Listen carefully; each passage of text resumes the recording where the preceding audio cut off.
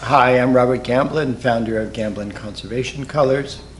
In this video, I would like to discuss just 5 colors, all of which share the characteristic of being a copy of an obsolete pigment that we are recreating using Lightfast pigments.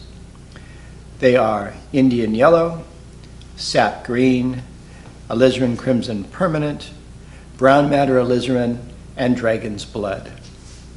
There are many colors that have been used in oil painting that are now considered obsolete. They are no longer used widely, and they are difficult or impossible to find anymore. The reasons for their departure from our palettes is usually a good one.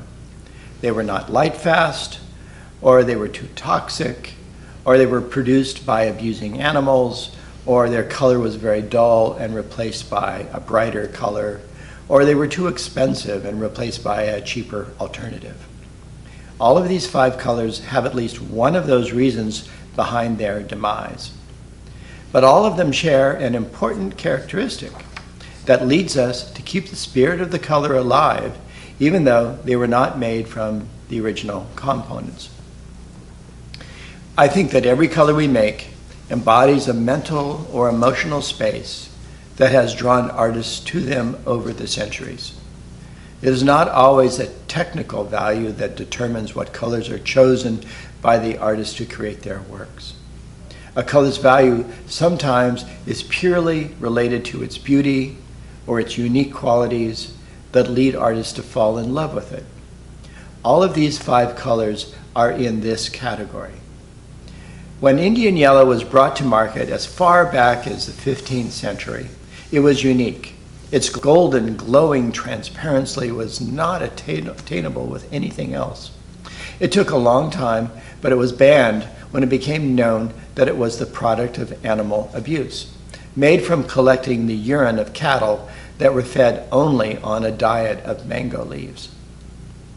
That color is kept alive now through the beauty of a modern organic pigment that is Lightfast, super transparent, and glowingly warm. Sap Green. It was originally produced from buckthorn berries. It was a beautiful, deep dark, transparent color with a yellow undertone. We have recreated this color by mixing our Indian Yellow with phthalo blue. A very important color group for art has been the many colors based on madder and alizarin lakes. Alizarin is still on the palette of today's artist, but one could argue it should also be banished since it does not have high light fastness. Alizarin Crimson is not light fast enough to put on a conservation color palette. So we are recreating that color as Alizarin Crimson Permanent, using a mixture of Lightfast organic pigments plus a touch of ultramarine blue. The same story can be told for Brown Matter Alizarin.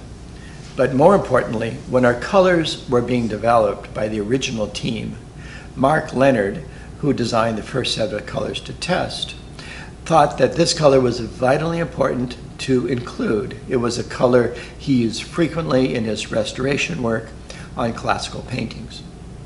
And lastly, I want to talk about Dragon's Blood. Originally produced from the mixed bloods of a dragon and elephant that have killed each other in battle. Who could not resist recreating that color? Also, I found this story was a great excuse for me to add the beautiful Perylene Red to the palette. We're using Perylene Red as our Dragon's Blood. If you try it, I think you will agree. It's beautiful. Thank you for watching. If you have any questions, you can reach me directly at robert@conservationcolors.com.